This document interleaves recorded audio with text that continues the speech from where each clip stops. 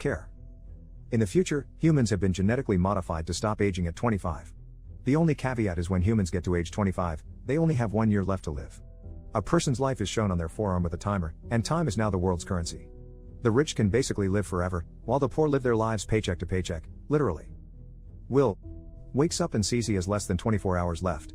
He heads down and greets his mother, Rachel, who is celebrating her 50th birthday. Their celebration is cut short when they start talking about finances. Rachel says she has 3 days left on her time and reminds Will of bills and loans they need to pay. Will reassures her that he'll come up with the money. Rachel says she'll be away for 2 days working and she'll pay a loan. She tells Will he has to meet with her at a bus station so he can give her more time. She then hands Will 30 minutes so he can pay for a decent lunch. Will kisses her goodbye before heading to work. On his way to work, Will runs into a kid, Maya. She asks for a minute and Will happily gives her 5 minutes and sends her away smiling. He arrives at work and meets with his friend Borel. Will works at a factory making time storage devices. After a hard day's work, he clocks out and gets paid.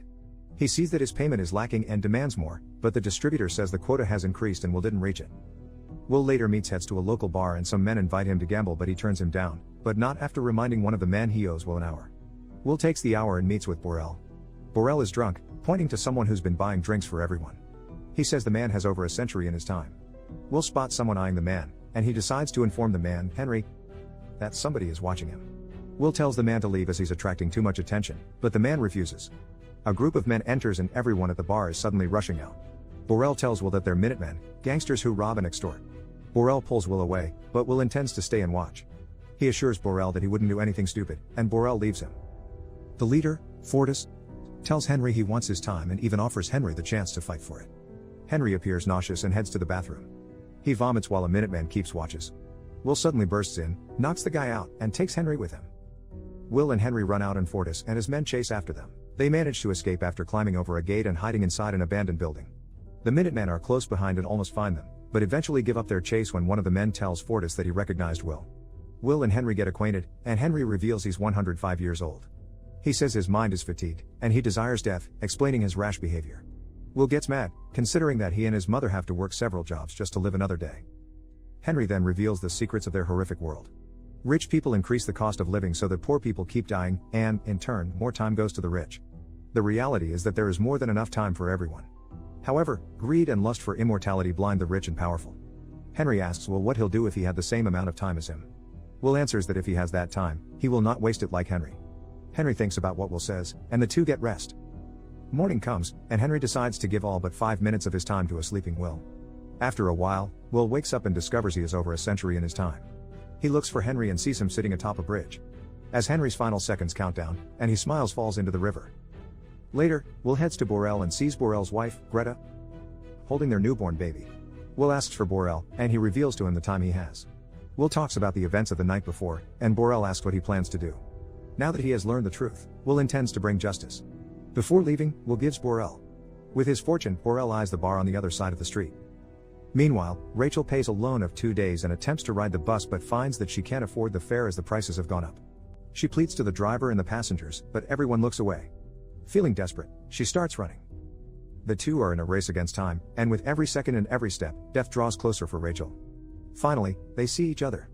They run as fast as they can, but death beats Rachel and Will. A lifeless Rachel falls into Will's arms. Will weeps, knowing they were mere seconds away from living the life they've always wanted. Will now has all the time he's ever wanted, but his mother has none. The following day, timekeepers retrieve Henry's body from the river.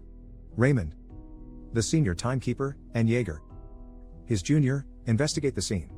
As they're about to leave, Raymond sees a camera on top of the bridge. Meanwhile, Will sits inside a car wearing a new suit and a new look on his face. They leave the time zone, a border that separates the different social classes.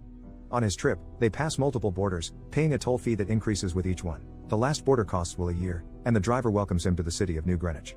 The driver asks Will what his true intentions are for coming to New Greenwich, and Will answers he wants to make the people of New Greenwich pay. The city is entirely different from what Will is used to. As he exits the car, he immediately starts running, still used to living with little time. He looks at his arm and starts acting more like a person who has all the time in the world. However, he already caught the attention of a woman named Sylvia. Will enters a hotel and asks for a suite. In his luxurious room, Will wakes up still with 105 years. Even though he lies down in the comfiest of beds in a room with the best view, the untimely death of his mom still haunts him. For the first time in his life, he experiences gourmet food and drinks. He pays for his meal and tips the waitress a week. The waitress notices that Will doesn't act like everyone else, saying he does everything a little too fast. Will cheekily replies that he doesn't finish fast in the things that matter. Will plans to enter the casino, but first, he has to have a wardrobe change. In the timekeeper's headquarters, they see Will in the surveillance footage. Jaeger reports that a man crossed numerous borders going to New Greenwich. They gather more information about Will on the computer, and Raymond states that he knows Will's father. Will enters a casino and sits at a poker table. As the dealer deals, Philippe, a billionaire with eons in his time, acquaints himself with Will. Will's winnings after a few rounds of poker amounts to over 2 centuries. Philippe increases the pot by 50 years. Despite this, Will calls with total confidence, and the river turns out to be the 6 of diamonds. Will's focus shifts from the game to the lovely dame, Sylvia, who sits beside Philippe. Philippe rolls up his sleeves, revealing almost 10 millennia's worth of time. He then talks about the immeasurable gap between the poor and the rich, justifying it as natural selection. He raises 2 more centuries. Will bites and calls, leaving his arm with a mere 30 seconds left. The outcome favors Will, and he receives a millennium. This brought a thrill to Philippe's dull life. He notices Will looking at Sylvia and asks if he thinks she's his grandmother, mother, or wife. Will simply says that she's beautiful. Philippe introduces her as his daughter, and she invites him to a party. The next day, Will purchases a brand new car with his winnings, which he drives to Philippe's mansion. There he's introduced to 3 generations of women that look as if they're sisters. Will looks out of place among the high-class crowd. Sylvia approaches and saves him from a lonely night. They get to know more about one another, and their conversation leads them to the dance floor. She asks him if he comes from the ghetto, but Will neither admits nor denies her claims. Sylvia opens up to him about her meaningless life and how the time that she is shackles her when it's supposed to grant her freedom. While this is happening, Philippe and her wife stare at the two with watchful eyes, causing Will to lead Sylvia outside to the beach. Will and Sylvia undress and dives into the waters. They float on the ocean, naked and inches apart, with the moonlight glowing on their arms. Sylvia distances herself, but the waves push her closer to him. Suddenly, someone calls out from the shore, disrupting the romantic moment. They return, and Philippe asks Will to join him for a game of poker. However, the timekeepers barge in and confront Will. They sit him in an office, and Raymond introduces himself. He asks him why he's in New Greenwich and how he has over a millennium's worth of time. Will answers honestly and says that Henry gave it to him, committing suicide in the process. Raymond doubts his explanation, confiscates his time, and arrests him. As he leaves, Will asks him why he investigates suicide when murders happen in the ghetto every day. Raymond is astounded by his statement as it reminds him of Will's father. Will then attacks the timekeepers guarding him and rushes out to hold Sylvia hostage. They enter through the kitchen, and the two drive off on his car. A car chase occurs, and Raymond rams Will's car, causing them to lose control. Will expertly maneuvers while in reverse, barely dodging an incoming truck. They lose the timekeepers and hide underneath a bridge. Will asks for Sylvie's time, but she refuses. Morning comes, and they drive along the highways and run over traffic spikes. The tire punctures, and they crash. Fortis and his men approach the unconscious couple. He siphons time from Sylvia, but they leave in a hurry, leaving her with 30 minutes. Will gives her a few minutes, and they run off to get more time. With 3 minutes left, Will knocks on Borel's door. Greta answers and informs Will that Borel has died due to alcohol poisoning. Sylvia is in distress as she only has a handful of minutes left. Will notices her earring, and they rush to the jewelry dealer. Seeing that they're desperate, he underpays them and offers only 2 days. Will accepts, and they immediately hide as they hear the timekeeper's sirens. They walk through the city, talking about Sylvia's family business. Will asks how much they're worth, and she replies it's too much to the point that knowing it won't matter.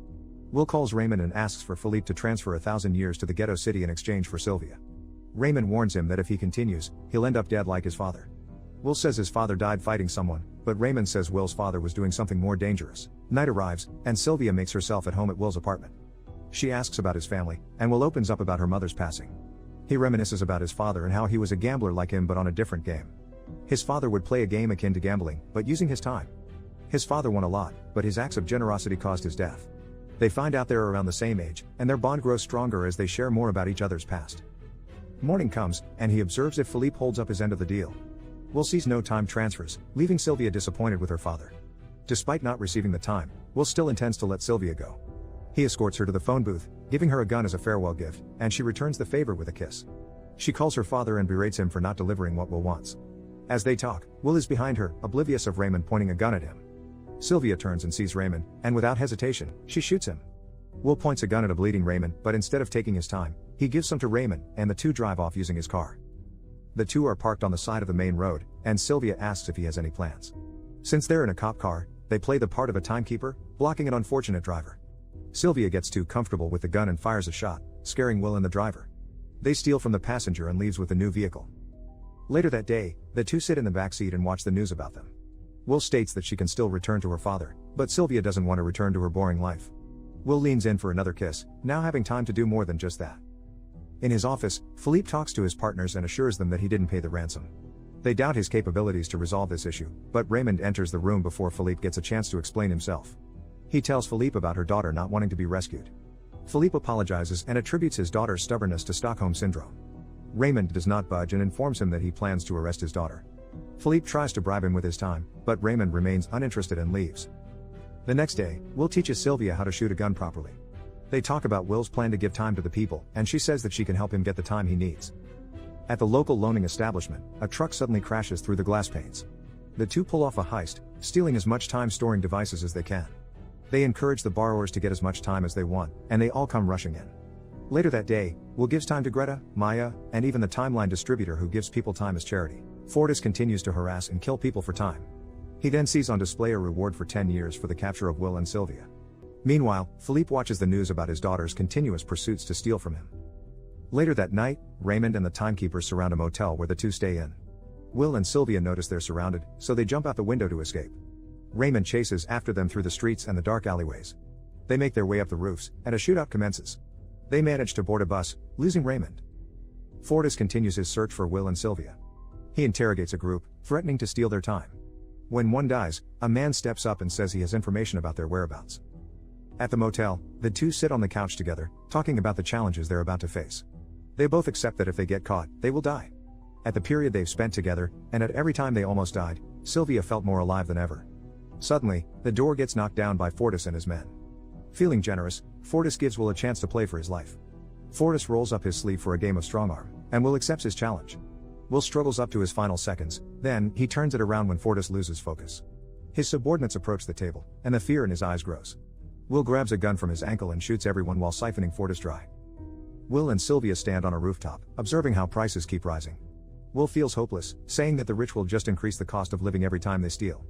He says that only 1,000,000 years will make a difference. Sylvia agrees, but she has a plan in mind. The next day, Philippe enters a building with a plethora of bodyguards surrounding him. Sylvia catches their attention and asks for this father.